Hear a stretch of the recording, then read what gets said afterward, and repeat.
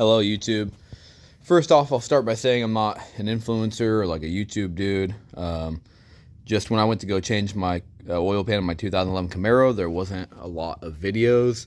So since I'm pretty deep in it, I've got the uninstall done. I thought I'd make a video, and hopefully it helps somebody, like it would have helped me, because I was looking for more information. And there's like one video, and the dude said it takes like 15-20 minutes to drop the oil pan.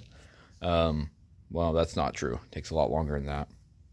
So I'll start at the top of the car. A few things you need to do up here. First is disconnect your AC line.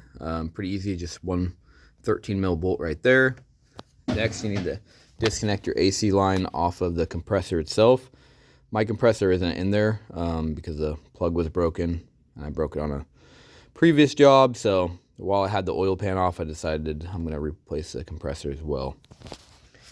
Next step is you need to undo your top radiator support bolts right there so they can move the radiator back and disconnect this third end of the AC line right there. I took my intake off just so I could see better. Obviously serpentine belt's off and my stretch belt, but I only did that for the AC compressor. So if your AC compressor is still good, you don't have to worry about that.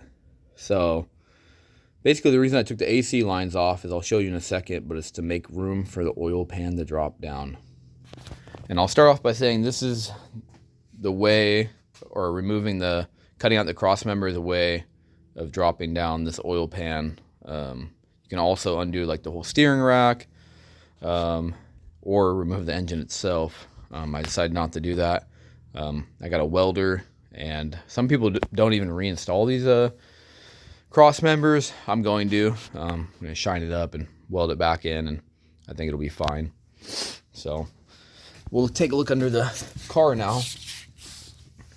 So first things first, as you can see, I cut the cross member right there and right there.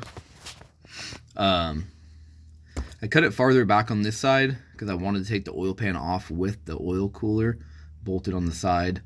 I think that if I would have taken the oil cooler off though, I probably could have left more of a stub, but that's okay. I just cut along the factory weld, so it shouldn't be horrible to put back in.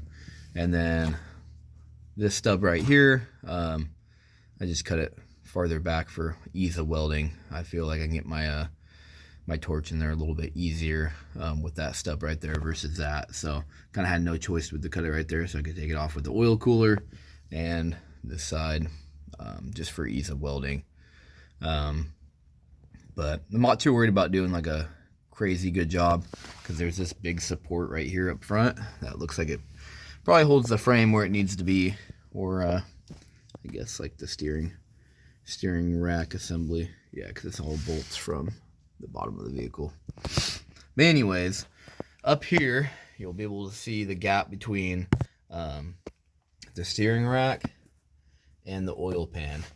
So a way to achieve that gap is, like I said up there, moving the AC lines. I kept my AC lines in here. You can just push them to the forward part of the car. Next step, well, the way to get those AC lines out is there's a stud with a nut on it. So you take the nut off, and then that stud also has threads on it and unthreads out of the oil pan, so you can get the metal cable trough out that supports this red wire, which is, I'm guessing, is a power wire.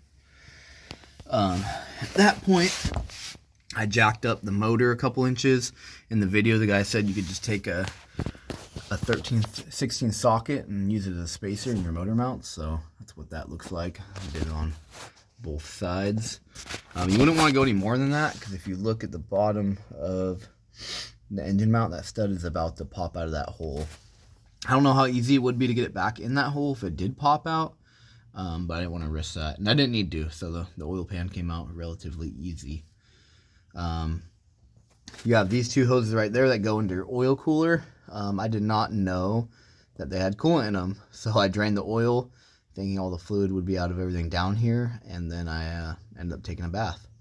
So don't do what I did, or your shop will be soaked, and I had to use a bunch of kitty litter, and it's still wet, and I got cardboard, and just a mess. So learn from my mistake and put a bucket under there. After that, there's 2 bolts on the bell housing and the tranny. As you can see, the tranny can stay in there, which is a big relief, because how deep the pan was in the back, I thought I might have to take the tranny out for a second, which I didn't really want to do. But luckily I didn't. So you have those 2 tranny bolts in the back.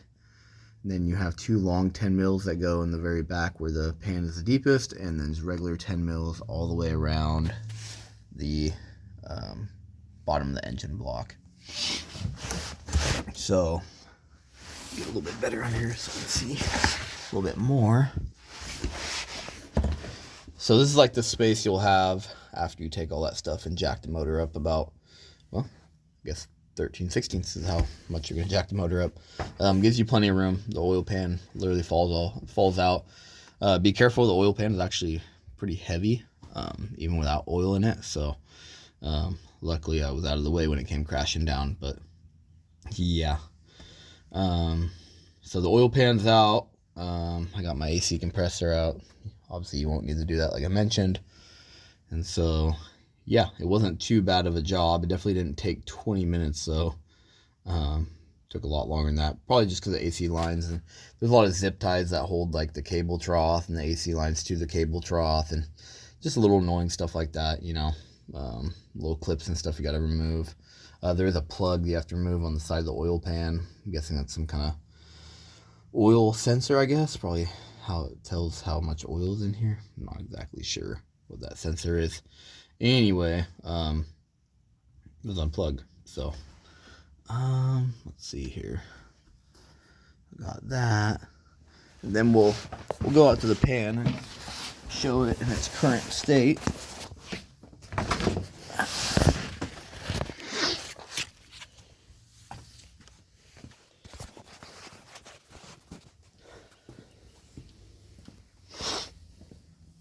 So right now, this is the old pan. The gasket was all messed up. I actually had to cut the gasket because the RTV from doing the front timing cover was on there so good it wouldn't allow the pan to come off all the way. But if you haven't done your timing cover, probably won't have that issue. But so far, I unbolted the sensor from the side of the pan. See that hole? That's what the sensor looks like pulled out. I'm gonna reuse it. I think it's fine. I don't really know what it's supposed to look like, but it worked. So, and this is my cross member that I cut out just in my spare time. Started doing some weld prep on it, and to grind that weld down a little bit more and shine it up and get the paint on out of the inside of the cross member. Next thing I did was remove the oil cooler, and that's where the coolant lines go in. That's basically the holes that got me soaking wet. And then that's where it bolts onto the oil pan. And then also bolts on the oil pan on these mounting holes. 3 mounting holes, which are, oh, just kidding, 4 mounting holes. Anyways, and then it bolts right there. So got some 13 mil bolts, some 10 mil bolts. I don't have the new oil pan yet, so I'm not sure what this is. It has like a hex head on it. I tried to undo it. It was really tight, so I'm gonna see if my new oil pan has one before I get too crazy. But yeah, so with any luck, I'll be able to swap everything over to the new oil pan and reinstall it. I do know you're supposed to put some RTV in the very corners of the engine block itself after you get the new gasket on, and maybe I'll make a video of that. Also too, these gaskets are riveted on, so if you're just doing an oil pan gasket, you'd need to drill these rivets out and replace them. If you're doing a whole oil pan, obviously you wouldn't need to do that. You just rivet the new gasket onto your new oil pan. So yeah, that's pretty much what I got so far. If it goes well, I'll probably make a part 2. If it doesn't go well, I think I'll probably be too frustrated to make a YouTube video. But anyways, I hope this helps somebody. Oh yeah, real quick, disconnected the battery for welding, because when I do weld, obviously don't want to fry my ECU. So anyways, just undid the battery back here. Everybody knows where the battery is at, I'd hope, on their car, but if not, that's where it is, under that cover. So